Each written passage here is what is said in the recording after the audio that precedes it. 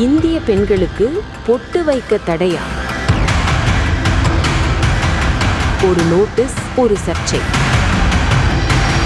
ஒட்டுமொத்த லென்ஸ்கார்ட் நிறுவனமே இப்போது மன்னிப்பு கேட்கும் நிலைக்கு தள்ளப்பட்டது ஏன்? கலாச்சார மோதலா அல்லது திட்டமிட்ட சதியா? லென்ஸ்கார்ட் இந்தியாவின் முன்னணி கண்ணாடி நிறுவனம். இன்று காலை திடீரென ஒரு ஸ்கிரீன்ஷாட் இணையத்தை அதிர வைத்தது.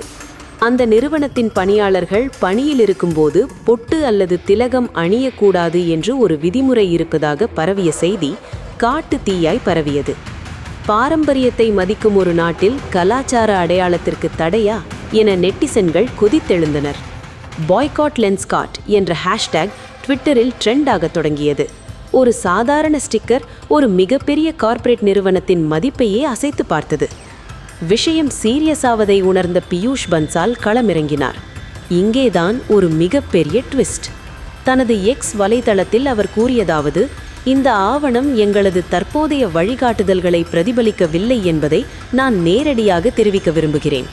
எங்களது சீர்திருத்த கொள்கை பல ஆண்டுகளாக பரிணமித்துள்ளது.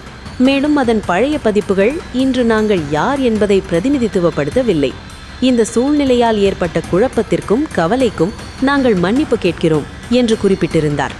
ஆனாலும் மக்களின் வேகம் குறையவில்லை. பழைய விதி என்றாலும் இவ்வாறு குறிப்பிட்ட கலாச்சார நம்பிக்கைகளுக்கு மட்டும் தடை விதிப்பது சரியா என மக்கள் கேள்வி எழுப்பத் தொடங்கினர். கார்ப்பரேட் நிறுவனங்களின் க்ரூமிங் பாலிசி என்ற பெயரில் நடக்கும் கட்டுப்பாடுகள் எங்கே முடிகிறது? ஒரு பணியாளரின் உடை மற்றும் அலங்காரம் அவரது திறமையை விட முக்கியமானதா? லென்ஸ்கார்ட் இந்த சர்ச்சையை சமாளித்தாலும் நவீனத்துவம் என்ற பெயரில் நமது கலாச்சார அடையாளங்கள் மறைக்கப்படுகிறதா என்ற விவாதம் மீண்டும் சூடுபிடித்துள்ளது.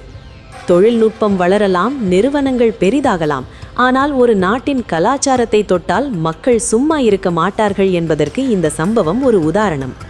லென்ஸ்கார்ட் கொடுத்த விளக்கம் உங்களுக்கு திருப்தி அளிக்கிறதா அல்லது இது ஒரு திட்டமிட்ட விளம்பர யுக்தியா? உங்கள் கருத்தை கமெண்ட் செய்யுங்கள். மேலும் இதுபோன்ற செய்திகளுக்கு எங்கள் சேனலை பின்தொடருங்கள்.